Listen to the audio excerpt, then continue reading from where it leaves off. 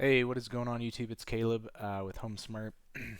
Doing a quick video here. I wanted to discuss what's going on in Colorado and the Denver housing markets.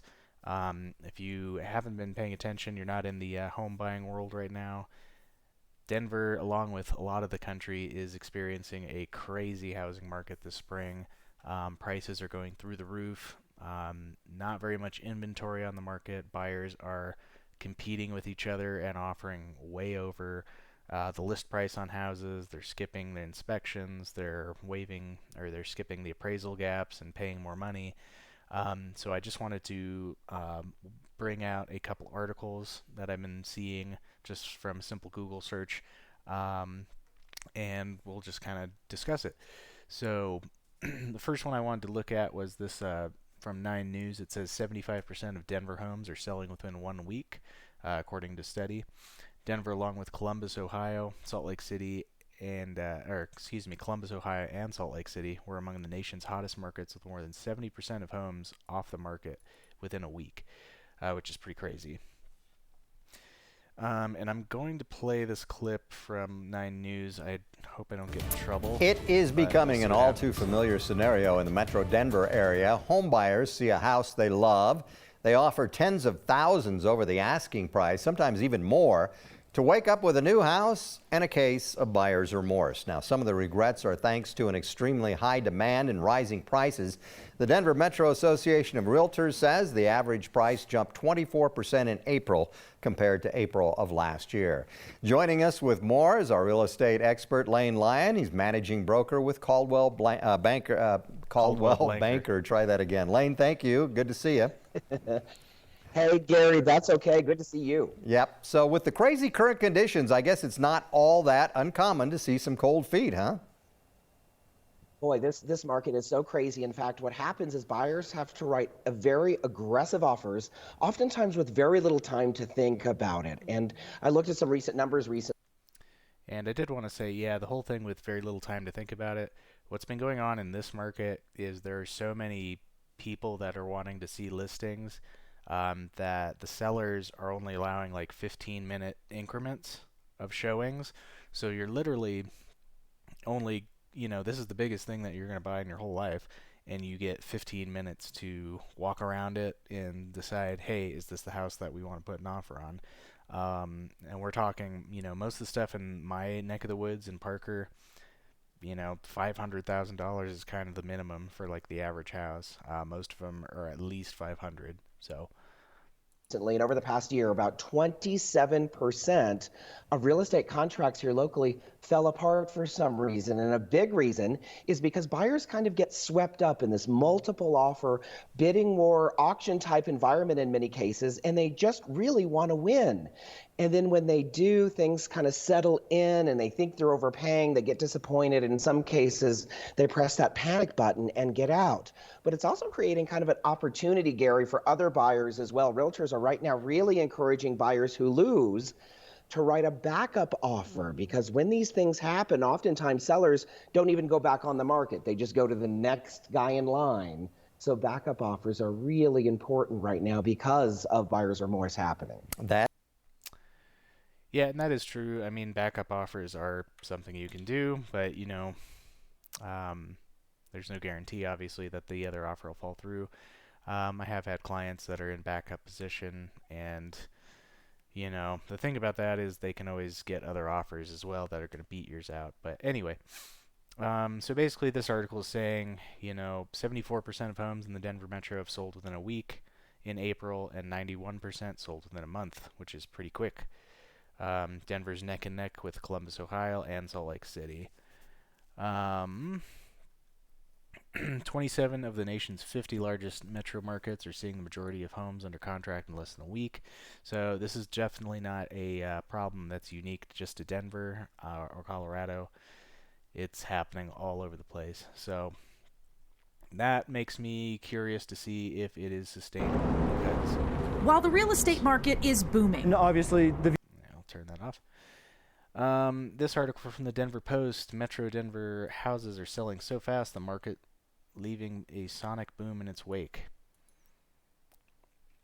I'm not sure about the grammar on that headline, but Again, 74% of listings claimed within a week versus 47% nationally, so we're even hotter than most of the country, but still. You know, a lot of what's going on here, people are offering 30, 40, 50, 60, $70,000 over what the listing price is. Oftentimes they are totally skipping the inspection or at least waiving any inspection contingency, so they'll have an inspection, but they're not going to ask the sellers to do anything to fix the house. And the other thing we're seeing because of these giant price jumps is that the houses aren't necessarily appraising for that value. As you know, when you buy a house with a mortgage, the lender has an appraisal done on it to make sure that the amount of money they're lending on it is appropriate for the house. Sometimes there's a gap there. So say the house appraises at 550, the contract is for 580. The buyers are saying, we will just bring you that extra $30,000 to fill that gap. So that in turn technically makes the house appraised for that 580 level, but is the house really worth $30,000 more just because of that? Personally, I don't think so. Anyway, so this article says that makes me think it's likely the same factors driving the hot market much of the country. Millennials aging into prime home buying age, low mortgage rates, remote work, and stay-at-home orders are pushing people to look for more space. That is also driving the Denver market in more than one migration, said somebody in an email. Really the biggest problem right now is the inventory levels are super low. Lowest they've been in years. There's just not a lot coming onto the market right now. We can actually look at RE Colorado real quick and just see what kind of inventory we're looking at. And I'm just going to look and see new listings over the last week in all of RE Colorado is the MLS system for the Denver metro area. There are other MLS systems for Colorado Springs and Boulder and Pueblo, and there are several different ones for the mountains, but we're just focusing on the Denver area. But in the last week, there have only been 1,000 new listings compared to 2,100 that have gone under contract. So, you know, there are about half as many new listings coming on the market as go under contract. And it looks like the closed ones are pretty close to the pending ones. But we'll just take a real quick look on the map. And we can just see, you know, there's just not a ton of... These are new listings.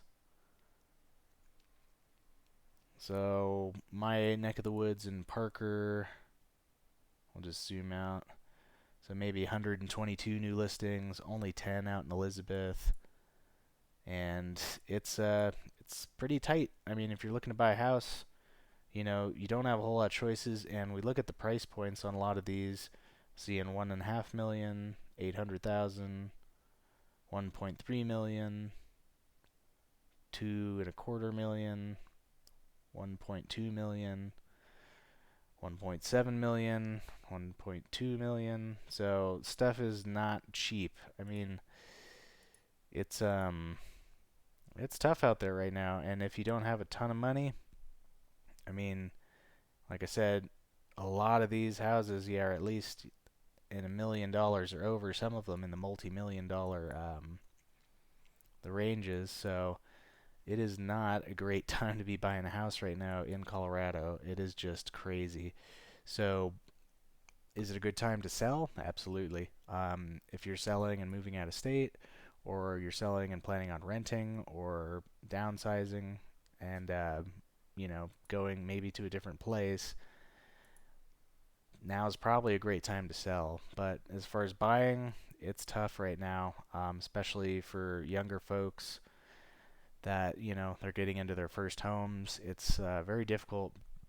Having said that, I have helped several first-time buyers in this market. So if you have any questions, you're curious to learn more, if you want to learn about a particular property, or if you want to sell your house, my contact info is down below in the description box. Good luck out there. I'm going to try to do these updates a little bit more frequently.